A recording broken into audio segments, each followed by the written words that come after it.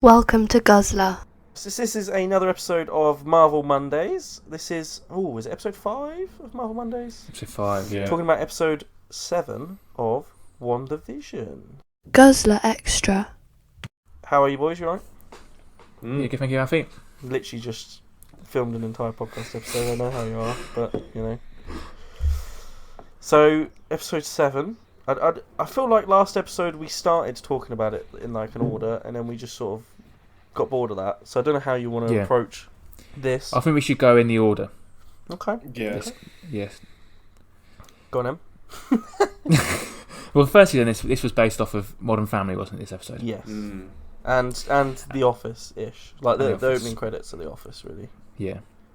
The Modern Family and The Office are two of my favourite programmes. I've been excited for this. I love Modern Family so much. And there's a lot of like little Modern Family things. Like she went to the fridge at one point and got some Tupperware out of it, and that always just happens in Modern Family. So that's just like a nice I feel like a lot of thing. her mannerisms, especially when she's talking to Tommy and Billy, are very Claire-like. She really reminded me of Claire a lot. And when she's like, I'm okay. Cause she's giving me big Claire vibes. I hate Claire, so... Yeah. I love Claire. I know you do too much. I really love Claire. And Claire's always getting stressed, isn't she? And she's always getting like agitated. And in this, that's the same.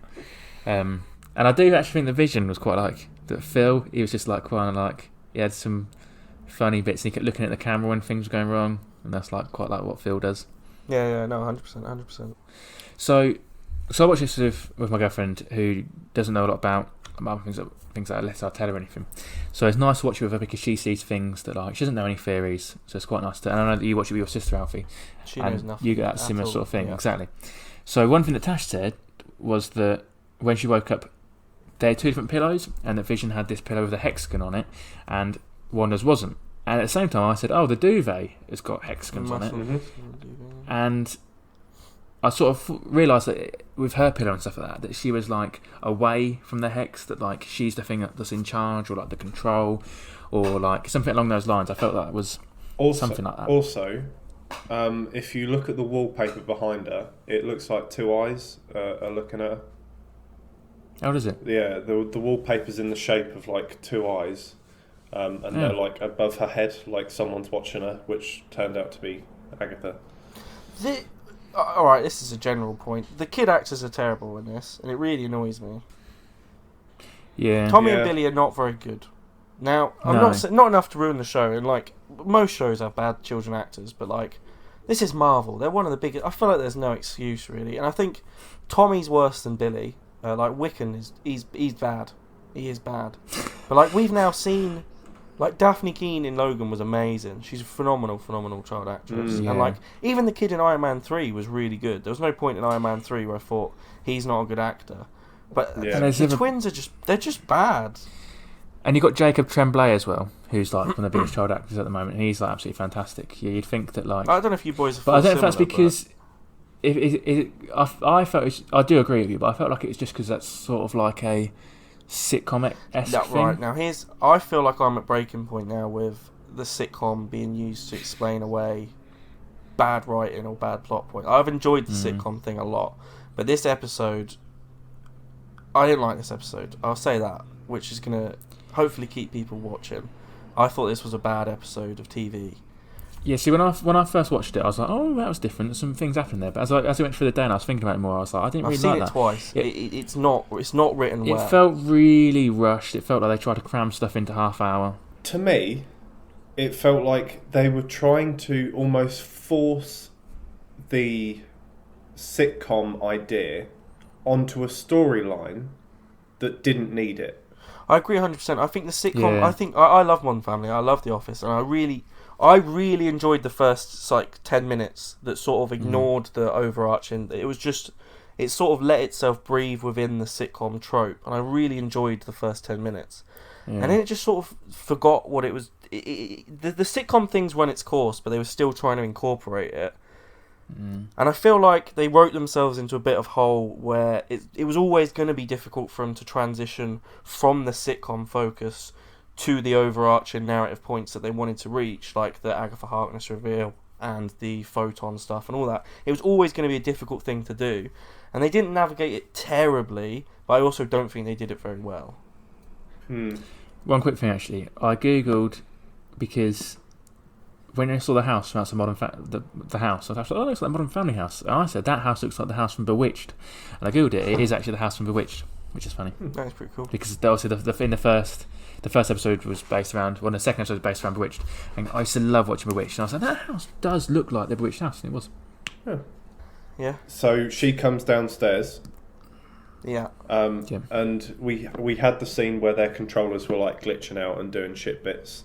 Yeah. She comes downstairs and she's just like, I give up today. It's my day to myself. I don't want to do anything. She goes to the fridge, gets the milk changes. Yeah. And then she starts talking to the camera about how she doesn't know why things are glitching out and doing. Like, from her brain, she has control of everything. Nothing should be going wrong. Like, something else. And then obviously that's revealed later.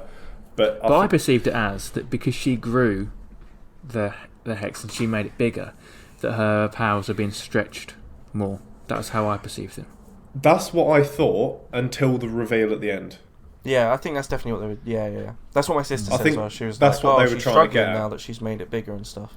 But I mean, we still don't know. I know they've revealed Agatha's behind it all, but we still don't know the extent to which she's using her powers or she's manipulating Wanda to use hers. We don't know what sort of combination of powers is happening there. Do you know what I mean? It could still be that because Wanda decided to extend it, Agatha's struggling to control things through Wanda, like symbiotically and through her own. Do you know what I mean? We don't know the extent to which that power balance is working as of yet. No, we don't, exactly. And then obviously Agatha turns up, doesn't she? And she takes the children. Mm-hmm. And then we cut to the circus, don't we? Yes. Now, there's a massive thing in the circus about the ringmaster. Did either of you notice? Is there? Yes, the ringmaster is wearing Sentry's colours. That feels tenuous. In the comics, Sentry wears a blue costume with an S on his stomach. Right. The ringmaster's costume is blue and he's got a big S on a belt. Now, I'm not saying it is Sentry. I feel like people are reaching. Why would they bring Sentry in? This is it. I just think it's an Easter egg. I don't think he has anything to do with the plot. But it was just a big, like, it's the colours are right, the placement of the S is right, everything. I think it's just an Easter egg, but it's one that you'd have to know the Sentry comics to see. And Louis, you got really annoyed about the Darcy thing, didn't you? Yeah, I did, yeah. Yeah, I'll be honest with you, I agree with you on most things, but I don't know what the issue was with the Darcy thing. It just felt like... I felt like it made everyone else complete was sense. really, like, panicked. I did sort of agree with it. But I don't know, it felt weird. Because, like, everyone else...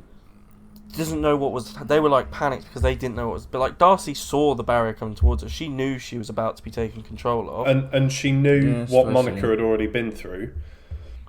So when like, she done it, but I felt like she'd be so happy to see Vision. She's like, "Oh my god, I'm going to help things." She was like, "Oh yeah." Right. But her whole character in the entire Thor films was unsurprised when Thor gets his hammer. And she's just like, "Whoa, okay, all right, fair enough." I think it made complete sense. Yeah. I don't know. I don't know. But yeah, it was a small thing. But yeah, it did. Then they get in the car, don't they? And they go to the traffic lights, and that's where they're getting stopped from getting any further. This is what I'm talking about with just bad. This is just bad writing. Vision can literally fly, as he decides to do, and like they used a sitcom trope, which I like. I get that a sitcom trope is like. That is a famous thing where in a sitcom someone wants to get somewhere, but bad things keep stopping them, right? Yeah. That is a naughty sitcom thing. They did use a trope, but it just feels so late. Like it feels like they wanted to write an episode. They couldn't find a way to have Vision in the episode because none of this would have worked if Vision was around. So they were like, "How can we sideline him? I don't know. We'll just have him in a bus and some kids walk in front of him." It was really bad, lazy writing. It was like the most obvious. It was the Captain Marvel flying to get Tony out of the spaceship of WandaVision. Yeah. Where it works and it's fine and it's kind of functional, but it's really like route A. The way they explained him to be there was that he could get answers out of Darcy, but it turned out Darcy didn't have any answers, so there was no real need to have either of them there. Yeah, it was just kind of, I don't know. How does Darcy know all that Thanos stuff as well? I was really confused by that. Yeah, I felt that was weird as well. It was like you know when you get in certain films when like the audience are confused and they just need one of the characters to explain like everything. Like how? I know that she we know it all, that but like Wanda killed Vision because Vision asked her to, and then Thanos rewound time. And did she get snapped away? I don't know. I don't think we know what happened to Darcy. Because she got her PhD, so I assume she didn't. But because she already had ties to Thor, I'd have thought that Sword or Shield were using her around something, so she'd have some background of what was going on. But like, who was at the scene of Thanos rewinding?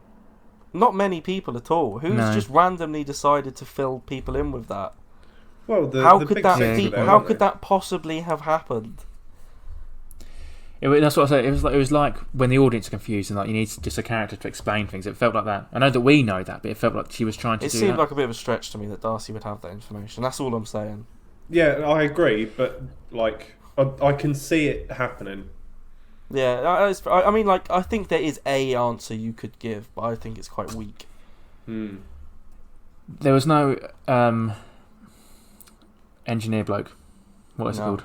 They did not reveal the engineer. Yet. Now, I said yesterday, Dec. Now, I think this could be the little lad from Iron Man 3. I like that. Could be. I like that idea. Because I was just trying to think yesterday. So who could it be? I was like, Iron Man, but he's dead. And I thought, oh. Because they've said he's going to become part of the MCU again. Yeah, and I assume he was in the end of Endgame. Engineer. I like that. I hadn't thought of that, but I think that's a good I still think it could be Blue Marvel, though. But Blue Marvel's like a really small character. Like, Blue Marvel's barely in anything. I know, but he is an aerospace engineer. He is meant to be in Captain Marvel 2, and he's in a lot of comics with Photon.